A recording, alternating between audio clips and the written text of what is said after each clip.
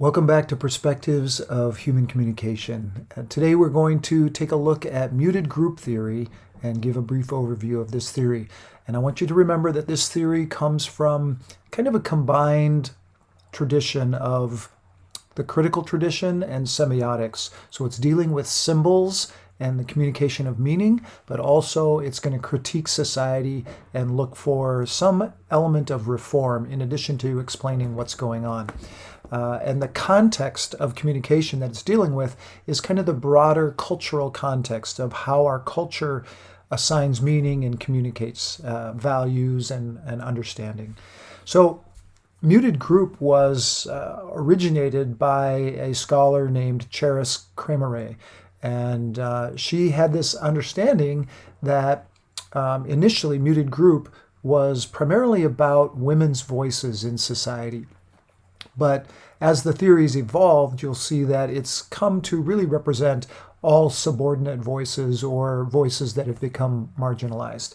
And so Cremere, though, had done some initial research that caused her to believe that language is literally man-made, that it's constructed primarily by men. Words were chosen and developed primarily by men in the early stages of humanity, and that has continued to exert an influence throughout time. So one of her conclusions is that women's thoughts and words are undervalued or discounted in society.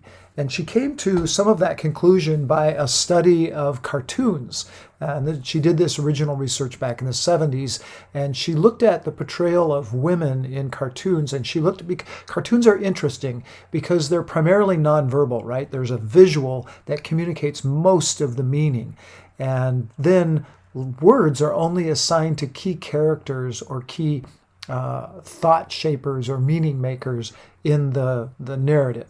And so she looked at who words were assigned to in these cartoons. So she looked at the number of women represented in average cartoons, and she would look at, for instance, Sunday morning paper. That's where most of the cartoons would be present. And so you had these inserts, and she'd pull out these inserts and look through at the kind of content, analyze all of the cartoons and look at the number of female characters, and then the number of times those female characters were given voice or words, and then what kinds of words were they assigned, and how were they reacted to in the cartoons.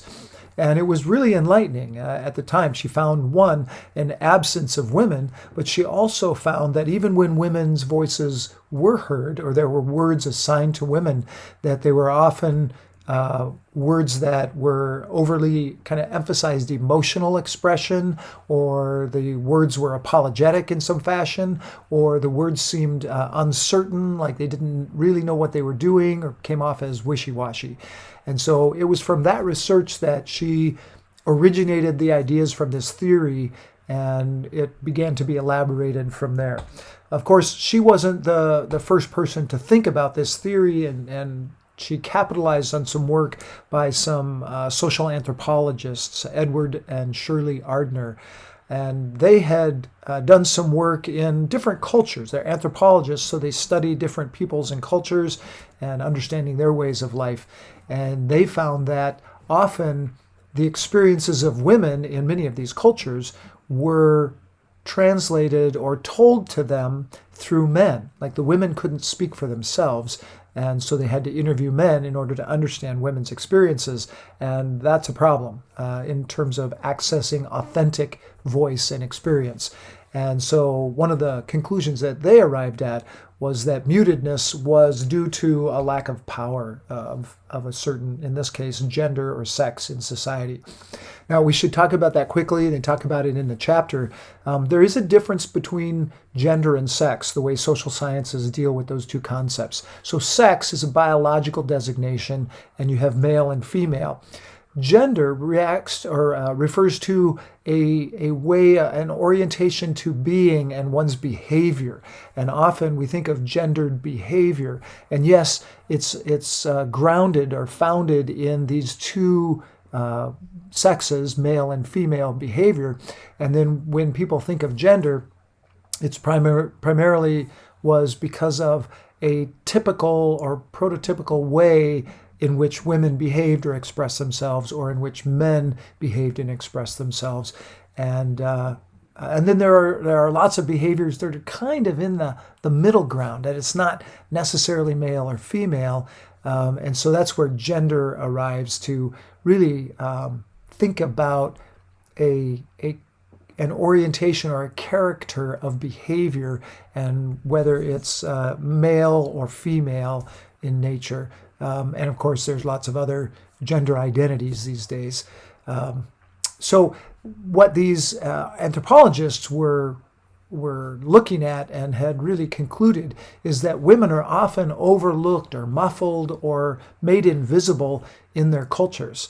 And so some authors have talked about this as it's almost like you have this universe of discourse, and the female voice is a black hole in that universe. It's unknown, it's unheard, it's really unseen in many cases. And as they studied cultures around the world, certainly some cultures feature women's voices or exclude women's voices more than others. So it is, to a large extent, a cultural phenomenon.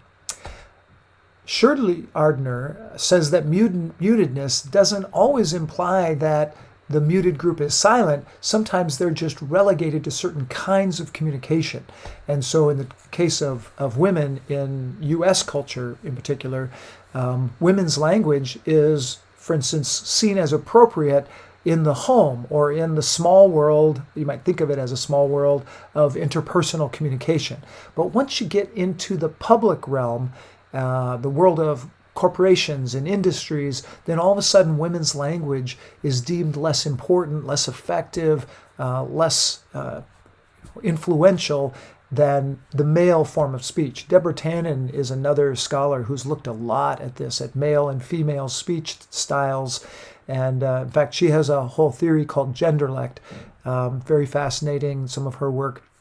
And she says that young men and young women are raised, they're socialized into these ways of speech, these communication styles.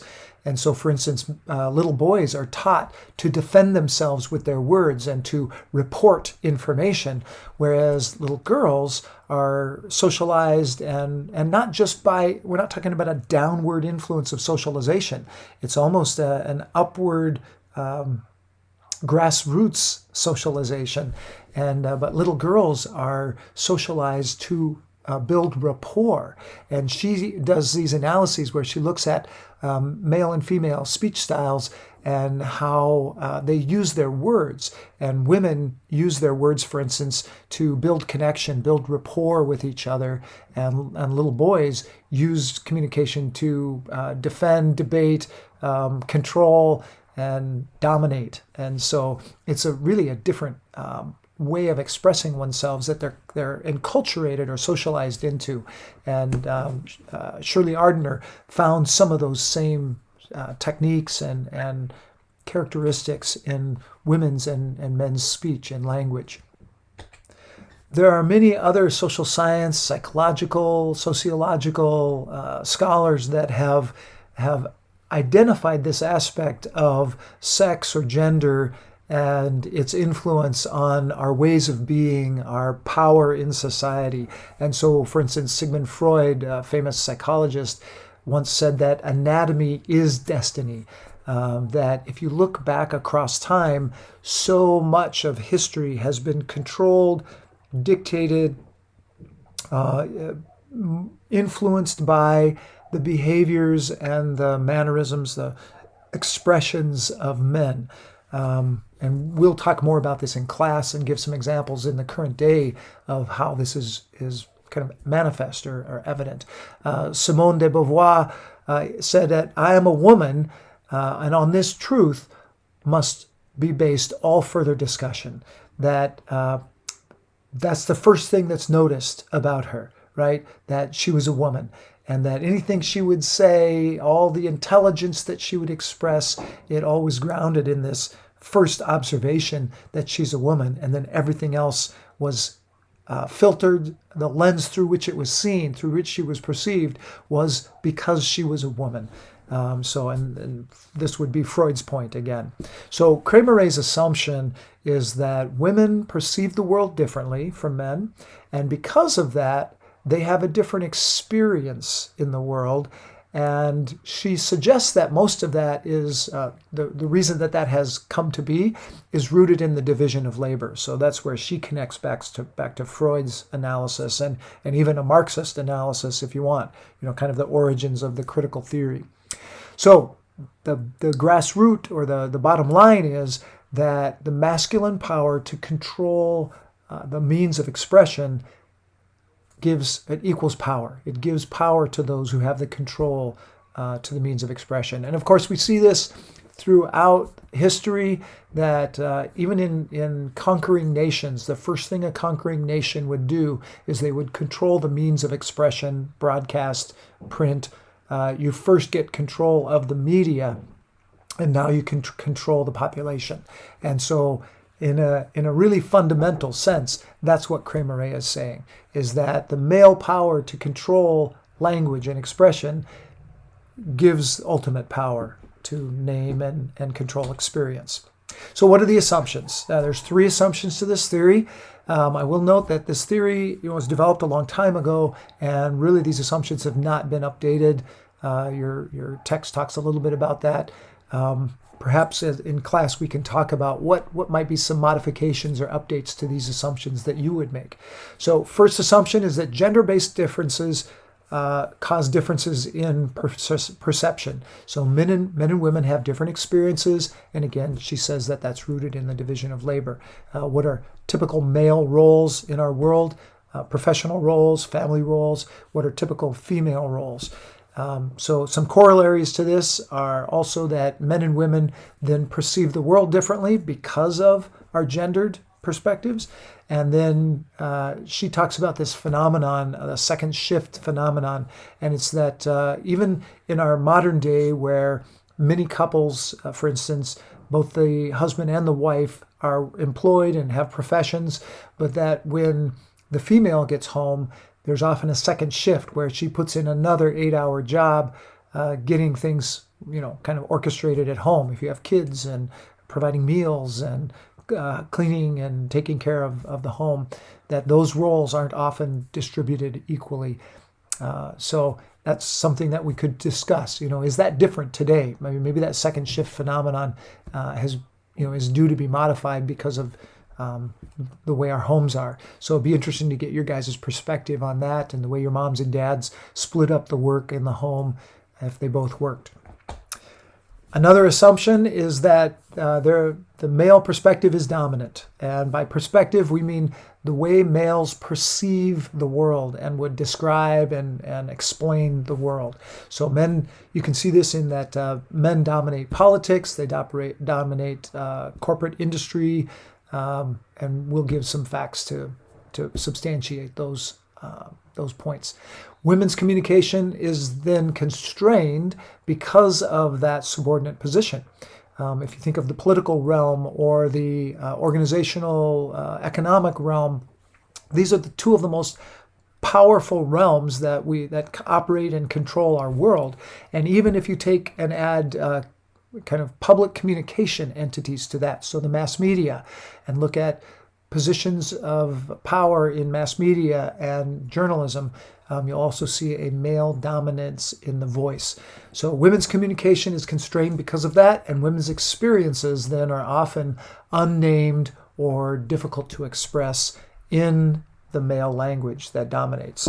And then the final assumption is that women's translation of the world then has to happen in order for their voice to be heard. So they have to take their experiences, translate them into a male voice in order to be heard. And often even that gets ridiculed. And we'll talk about that in class, about what happens, how do women get marginalized according to this theory. So to participate in society, women have to transform their understandings, their mental models into a male system of expression. And it results in a storytelling mechanism where women have to help each other find new words sometimes, or the right words, in order to encode their thoughts. And we'll spend some time in class showing you some examples. So Kramer came up with a feminist dictionary where she retranslated some terms in the ways in which women would translate them or think about those things as opposed to the way men do. And so some of the examples that she talks about in her feminist dictionary, but also in her research, is retranslating or giving experience a new name or a new definition. And things like sexual harassment and date rape and stalking, things that, or experiences in which women are overrepresented in, for instance, sexual harassment and date rape, happens far more to women than to men. And so she retranslates those, redescribes or defines those in ways in which women would, as opposed to the way in which they were first defined by men. All right, so that's a nutshell of MGT. We'll have fun talking about this in class, and you guys are going to do a little analysis using this theory as well. We'll see you later.